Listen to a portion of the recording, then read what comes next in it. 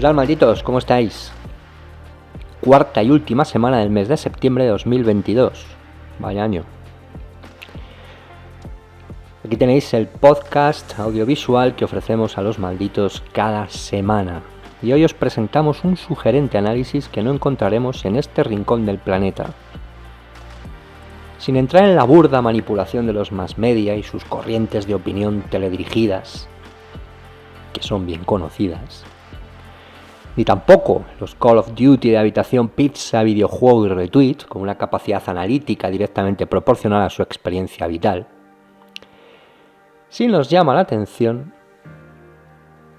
eruditos y expertos en geoestrategia y cómo analizan desde la ideología, la imposición mediática y cierto proselitismo intelectual y moral que les hace confundir la realidad con el deseo. El autor del artículo que vamos a leer hoy es Douglas Macgregor, coronel ya retirado del ejército de los Estados Unidos que pudo ser en 2020 embajador en Alemania por mandato de Donald Trump. Finalmente fue asesor principal interino del secretario de Defensa también con Trump y es un muy controvertido comentarista de televisión. Tiene una carrera militar brillantísima, con actuaciones en la guerra de Irak y otros conflictos, destacando por decisiones sorprendentes. Revisad su biografía porque es un personaje muy controvertido al que siempre merece la pena escuchar.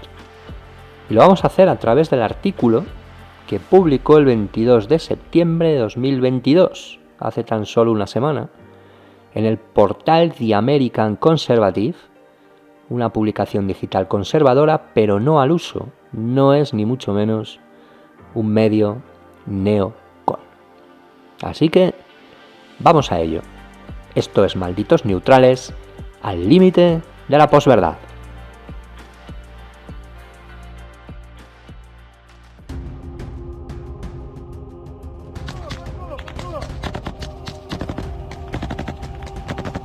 Douglas Macgregor, The American Conservative, 22 de septiembre de 2022, serie Foreign Affairs, título del artículo Holding Ground, Losing War, Zelensky Strategy of Defending Territory at all cost has been disastrous for Ukraine. Conservando terreno, perdiendo la guerra. La estrategia de Zelensky de defender territorio, con los costes que supone, está siendo un desastre para Ucrania. Y empieza así. A finales de 1942, cuando la Wehrmacht no pudo avanzar más hacia el este, recordad la operación Barbarroja y la operación Blau con la debacle de Stalingrado, intentando llegar a los campos petrolíferos del Cáucaso, curioso, ¿verdad? La energía también en aquella época. Hitler, continúa el artículo, pasó de una estrategia de ataque y conquista a una estrategia de control del territorio. Recordad aquellos ataques relámpago. Y exigió que sus ejércitos defendieran vastas extensiones de terreno soviético, en gran parte vacías e irrelevantes. Mantener el terreno privó al ejército alemán de su capacidad de ejercer actuaciones operativas y, sobre todo, de superar al lento y metódico oponente soviético. La defensa de estos territorios también provocó que la logística alemana fuese directamente al punto de ruptura. Cuando la posesión del terreno se combinó con interminables contraataques para retomar territorio inútil, la Wehrmacht fue condenada a una destrucción lenta y aplastante. El presidente ucraniano, Volodymyr Zelensky, presumiblemente además con el consejo de sus asesores militares estadounidenses y británicos, también ha adoptado una estrategia de mantener el terreno en el este de Ucrania. Las fuerzas ucranianas se apostaron dentro de las zonas urbanas y construyeron allí sus defensas. Como resultado, estas fuerzas ucranianas convirtieron los centros urbanos en fortificaciones, convirtiéndose en últimas posiciones. Se denegó las lógicas retiradas de ciudades como Mariupol, que podían haber salvado a muchas de las mejores tropas de Ucrania.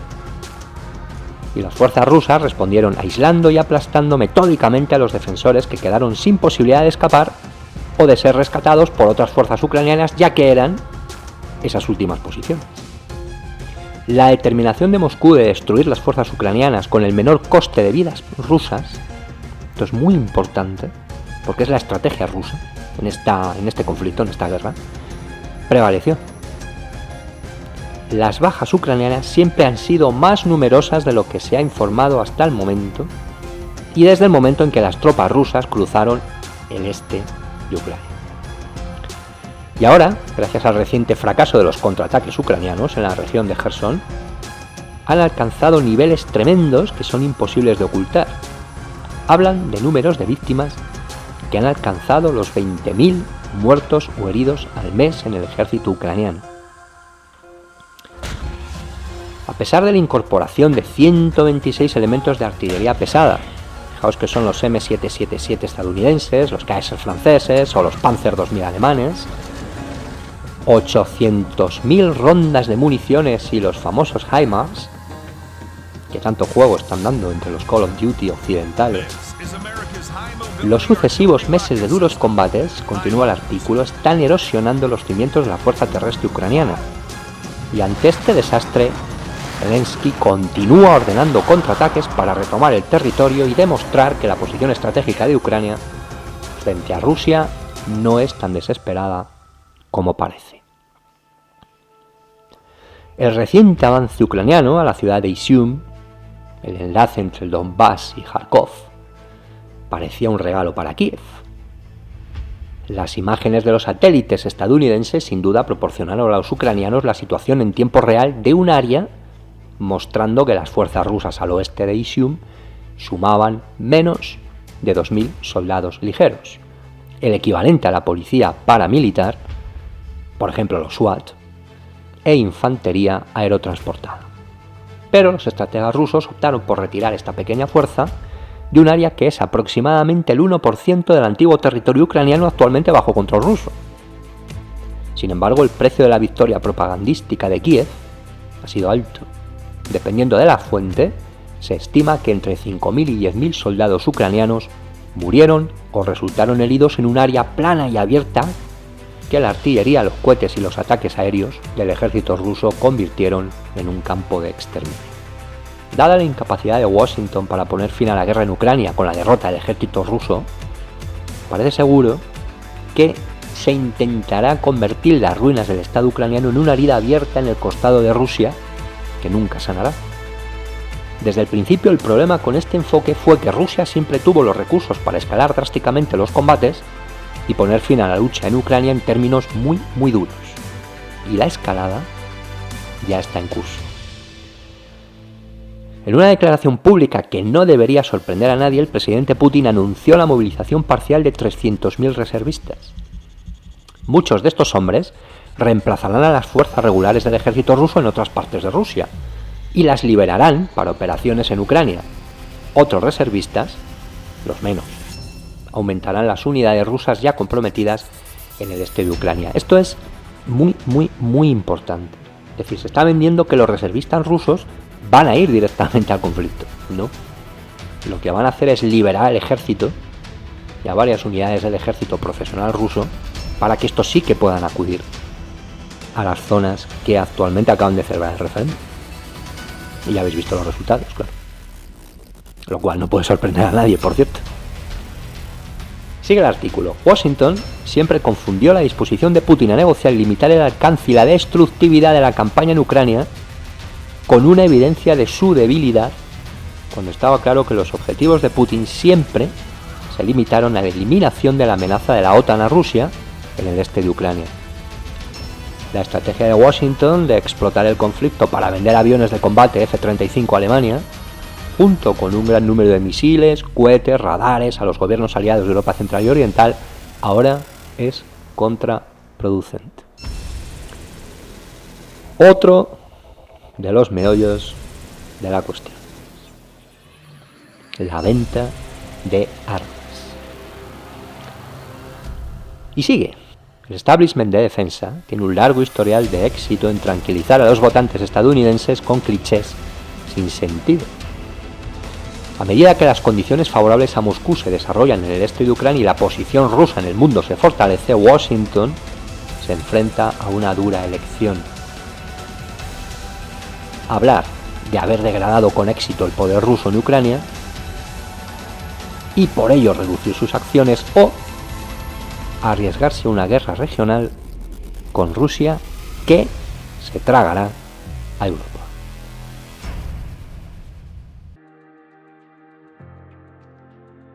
Sin embargo, en Europa la guerra de Washington con Moscú es algo más que un tema desagradable. La economía de Alemania está al borde del colapso, las industrias y los hogares alemanes necesitan una energía que es más cara cada semana que pasa. Los inversores estadounidenses están preocupados porque el registro histórico indica que la situación económica de Alemania es a menudo el presagio de tiempos económicos difíciles en Estados Unidos. Y más importante aún, la cohesión social en los estados europeos, especialmente en Francia y Alemania, es muy frágil. Según los informes, la fuerza policial de Berlín está elaborando planes de contingencia para hacer frente a disturbios y saqueos durante los meses de invierno si la red de energía de la ciudad multicultural, entre comillas, colapsa. Y el descontento está creciendo, lo que hace bastante plausible que los gobiernos de Alemania, Francia y Gran Bretaña probablemente sigan el camino de sus colegas en Estocolmo y Roma, que perdieron o perderán el poder ante coaliciones de centro-derecha.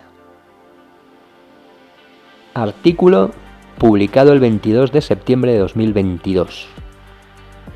3 días después, el 25, Giorgia Meloni gana las elecciones en Italia.